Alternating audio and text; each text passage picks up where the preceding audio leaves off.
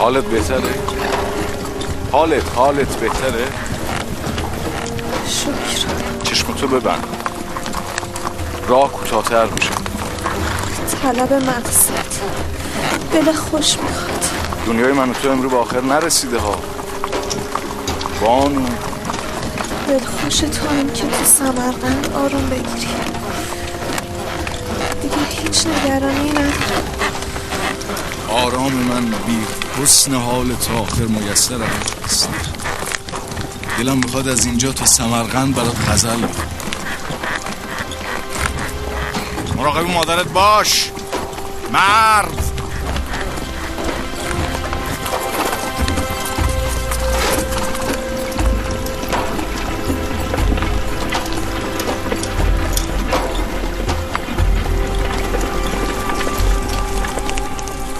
احوال همسرتون بهتر بود به تخت برفتید. خوب نیست، هیچ خوب نیست. نگرانشم. باش میشد جسد مهربان میرسوندیم کاشان. با شرایط ما مقدور نبود.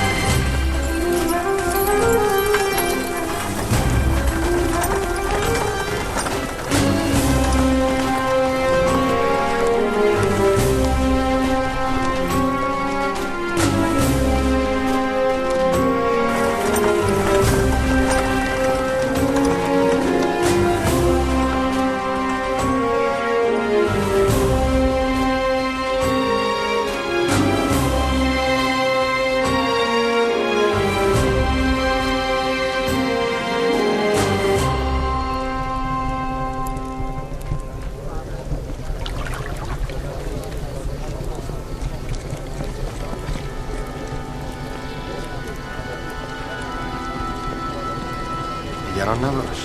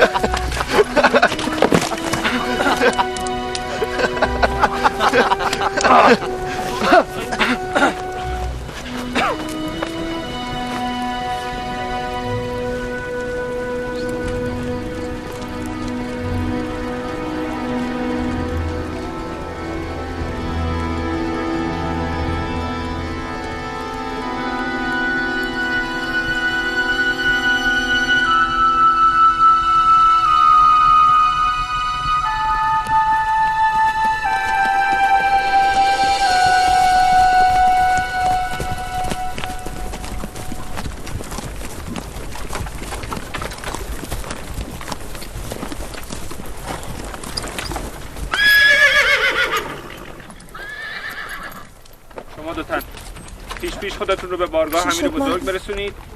خبر نزدیکی خواجه غیاث الدین و خواجه معین الدین رو بشارت بدید. برید.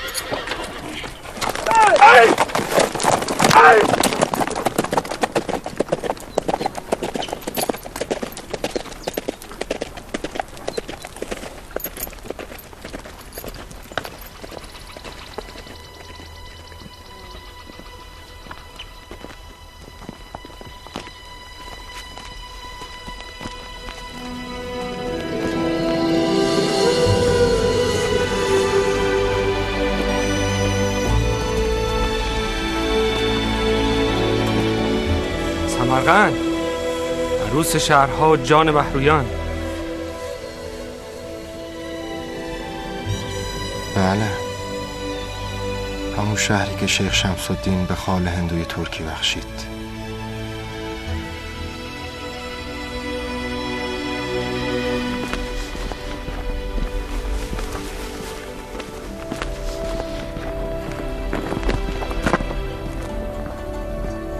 فهمی؟ اگر آن ترک شیرازی به دست آرد دل ما را، به خال هندویش بخشم سمرقند و بخارا.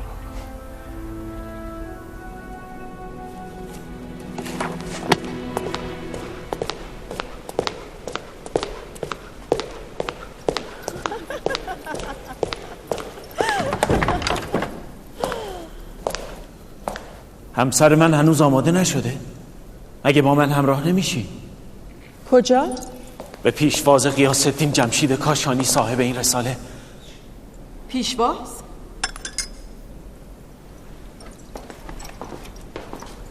در دربار امیر من صاحب فضل و دانش کم نیست. چی شده که اینطور از خود بی خود شدی؟ صاحب این رساله ستاره است درخشان که نور ما بقیه ستاره ها رو برام کمسو کرده. این وجد تو رو تحسین میکنم، ولی فراموش نکن که تو امیری و اون رعیت تو. امیری دانشمند که خود سرآمد همه صاحبان فضل و دانشه. میرزا اولغ بیگ، بر خود مسلط باش، بگذار به پابوس بیاد. ولی شایسته نیست نوه تیمور بزرگ به پیشواز یک مرد کاشی بر دروازه شهر خود حاضر باشه. صبوری سختی رو از من طلب میکنی اولجای بانو. اگه این خبر به گوش شاهرخ شاه پدرت برسه، قطعاً برآشفته میشه.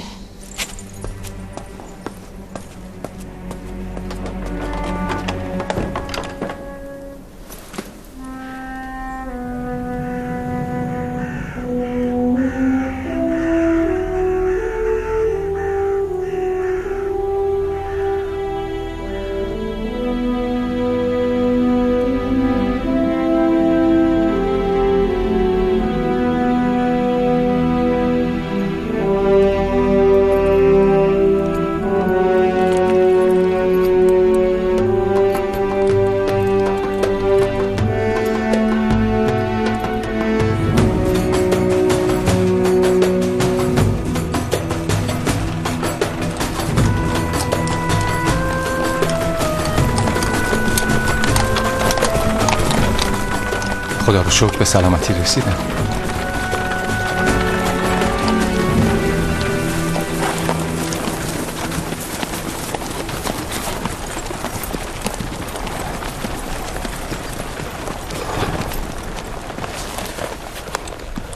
سلام علیکم. سلام. از در آمدی و من از خود به در شدم. دیر سالی بود همدیگر رو گم کرده بودیم. ولی به لطف شما دوباره پیدا کردیم. ترخان وزیر ید با کفایت امیرزاده اولغ بیگ میرزا، جناب خواجه علاءالدین قوشچی، جناب یوسف حلاج، جمع فرزانگانی که طالب دیدارن. منت گذاشتیم. معین الدین کاشانی، پسر خواهر من و از اتباع حاذق کاشان. خسته سفر نباشید. حسب الامر حضرت سلطان پناهی مقدم شما رو سپاسگزاریم. در معیتتون خدمت ایشون رهسپار میشیم. بیتابی امیرزاده از ما فزونتره. یه چند لحظه اجازه بدید من خدمتتون میرسم.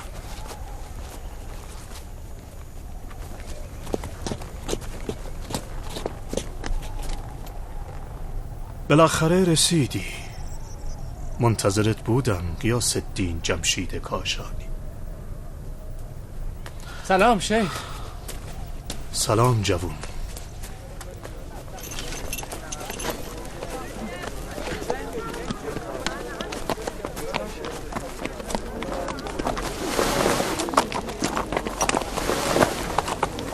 خوبی؟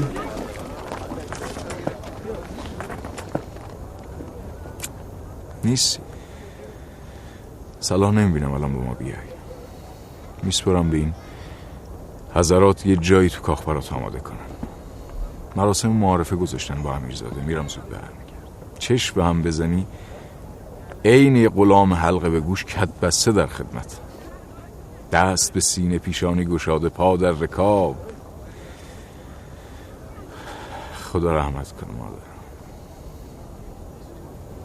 هر موقع اینو بهش میگفتم چشاش میخند.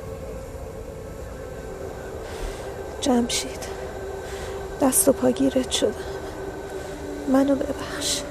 قصه نو نکن. دل سنگم از این همه بلا میترکید به خدا. گلت از گله ولی از صخرم سخته. تو منو ببخش. آواره شدی. بی تو آوارگی بود. سامان من فقط تویی جمشید. صدا خندش هم تو گوشم. چه ساده دل و مهربون بود. آره مهربان، درست مثل اسمش. تو هستی چه آرومه. و چه گریه میکنی؟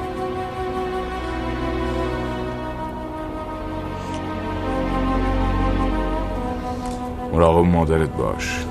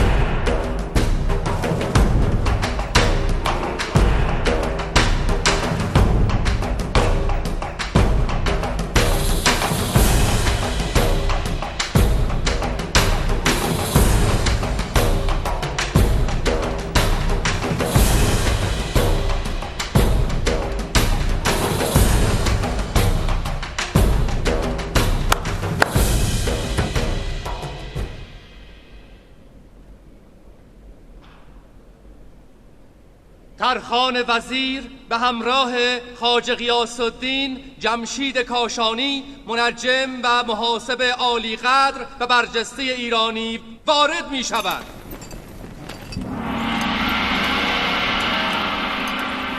غیاث الدین جمشید کاشانی. سلام علیکم.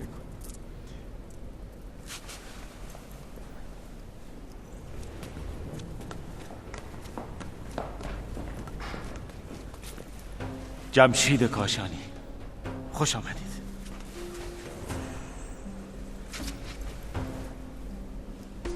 دیدار شما ما را مشحون از خوشی کرد. خوشحالیم از اجابت دستور ما. خواست شما رو دعوتی دونستم که اجابت کردم، وگرنه دستور و فرمانبری کار مردای نظامه، کار من نیست.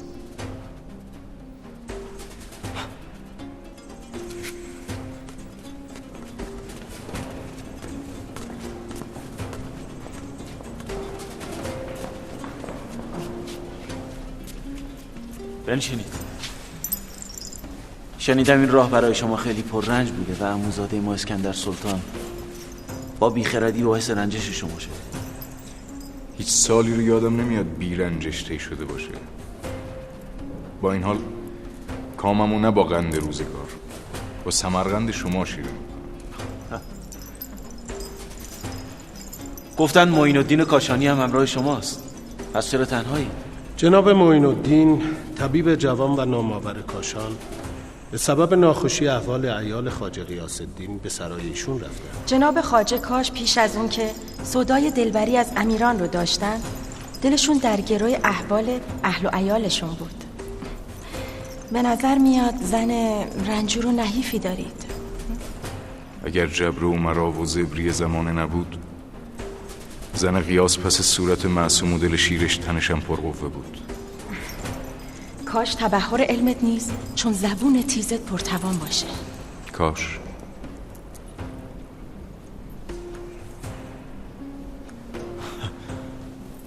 اینها طرب‌انگیزتر از این نوایی در آستین ندارند؟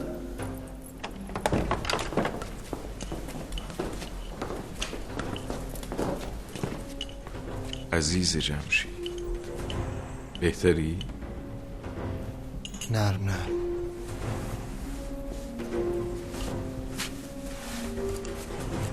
خوبی؟ خوب.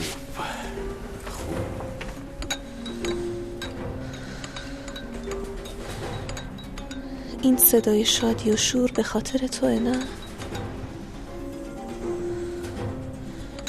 کاش منم میتونستم تو این بزم زیبا شرکت کنم.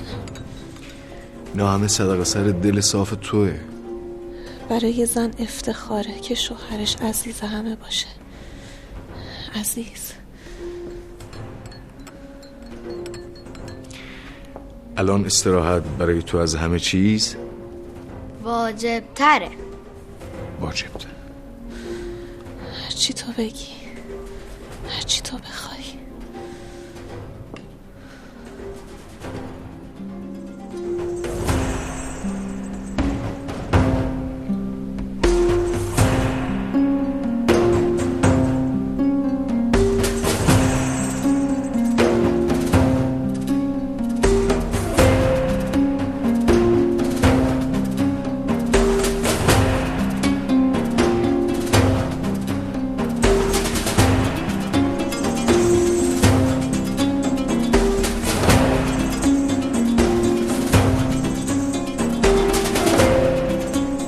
در علم طب شاید کلامی برای گفتن نداشته باشم، تبعیت میکنم و بس.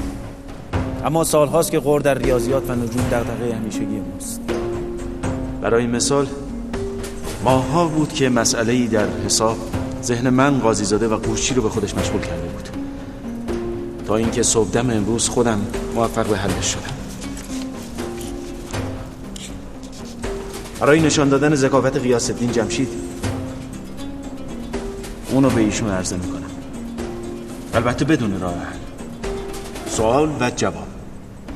راه حل با شما. عذر منو بپذیرید، خستگی راه جمعیت خاطرم رو زایل کرد. امیدوارم تنها خستگی باشه، نه ترس. چون خستگی مرد علمی با غور در حساب و ریاضیات زائل میشه، نه افزون. نه این تجربه سالها زندگی با امیرزاده اولوغبیکه.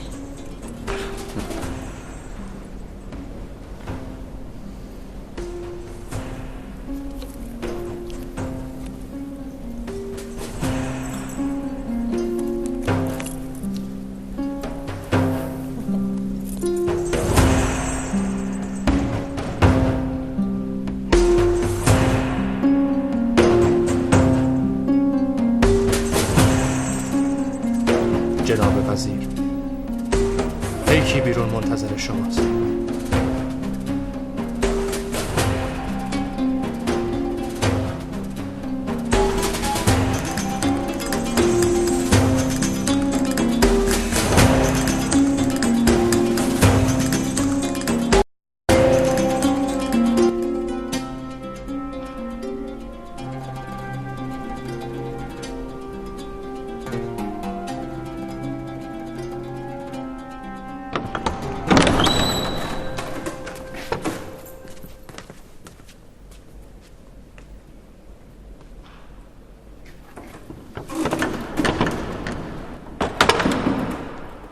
خونت پای خودته اگر خبرت آنچنان مهم نباشه. قراولان در پی امر امیر به سرحدات چارجوی بندیق به جهت اخذ خراج بودند که طایفه آشوغالا گردن کشی کردند و دست به تیغ بردند و خون همقطارانمون رو ریختند.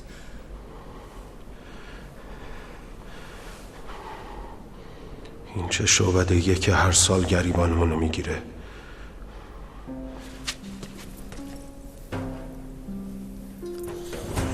تا کی باید منتظر راه حل باشیم؟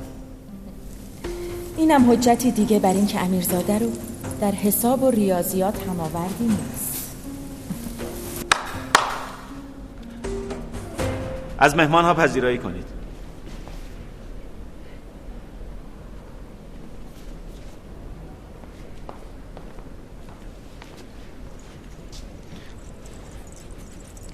چه شد پس این راه حل؟ به گمانم امیرزاده فرمودن برای حل این مجهول ماها شخصیت‌های برجسته چون خودشون جناب قاضیزاده و جناب قوشچی وقت صرف کردن. جناب غیاث الدین لحظاتی بیش نیست که به حل این مجهول پرداختن. حق با شما بود، به شرط اینکه پاسخ رو در کنار سوال درج نمی‌کردم. تمام شد. امینی معین کنید، قضاوت کنید. چه کسی بهتر از قاضیزاده؟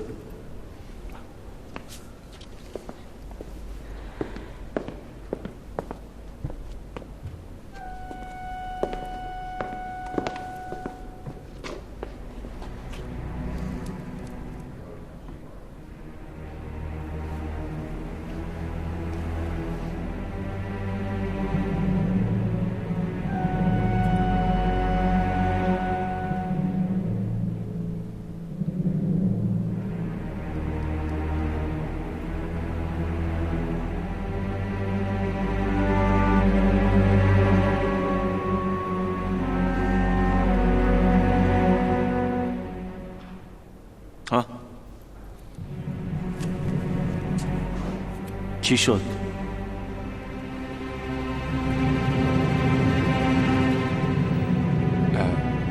پاسخها یکی نیستن. دیدی جمشید؟ تو هم مثل قاضیزاده و قوشچی درمونده شدی. البته ایرادی نیست، حق داری، مسئله سختیه، اما این چیزی از ارزش‌های شما کم نمی‌کنه. با عرض پوزش پاسخ امیرزاده صحیح نیست.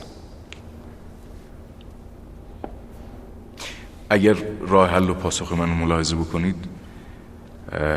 احتمالاً خودتون قضاوت بهتری میکنید. امیرزاده به نهجی رفتند که التفاتی به باب اشتراک و توافق اعداد صحیح نداشتن، درسته؟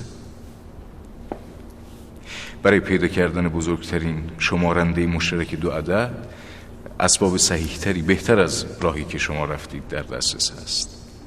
قطعا شما از طریق تقسیمات متوالی و اقلیدوسی عمل کردید دیگه. در آخرین رساله‌ای که دست گرفتم شرح کم غلط تری از اون چه که شما انجام دادید در دسترس هست. به وقت خدمتتون عرض میکنم. ببینم مقصود شما اینه که امیرزاده خطا کرده؟ خطا متاع مرد علمیه. اون چه شما میگید هم مغروم به ثواب نیست، مگر اون که یاوه نگید.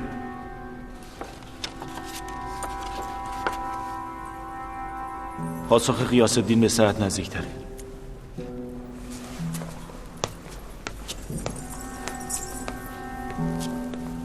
چی شد که امیرزاده مکدر رفتن؟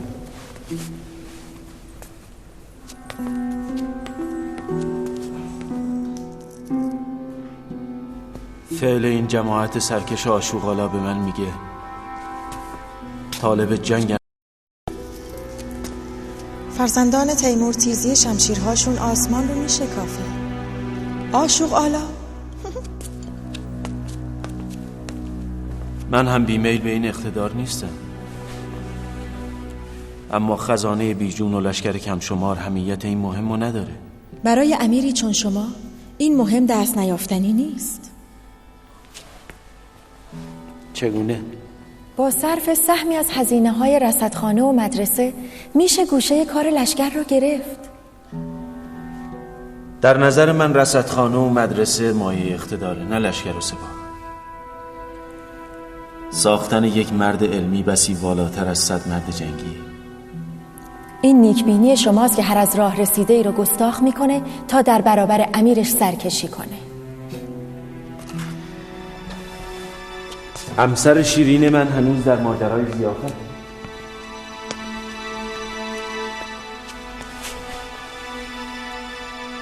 اصلا شما رو چه به این کاشانی ها؟ من خود مکان مناسبی برای احداث رصدخانه یافتم. اما غیاث الدین در کارش یگانه است و گستاخ و بی‌پروا. بیم اون دارم که بعد از این دیگران مشی او را مشی کنند و به امر شاهی وقعی نگذارند.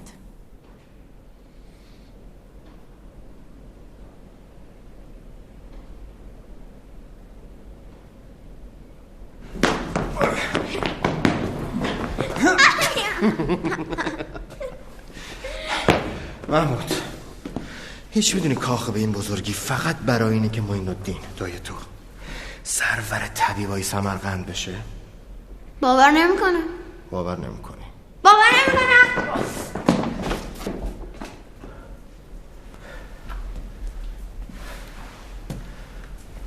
جمشید، از برق نگاه اولجای بگی احساس خوبی نکردم. چی معین؟ نگران نشو، هیچ نیست. راست میگه، نگران نباش. اولوغ مرد دانشمندیه، به علم من و شوی تو احتیاج داره، علل خصوص علم من. اگر سرور طبیبان سمرقند حرف میکنن بیام تو. بیا تو. تو کاخ زندگی کردنم حالا هوایی داره ها. آره، درست مثل قفس. دلم تا به این زندانو نداره.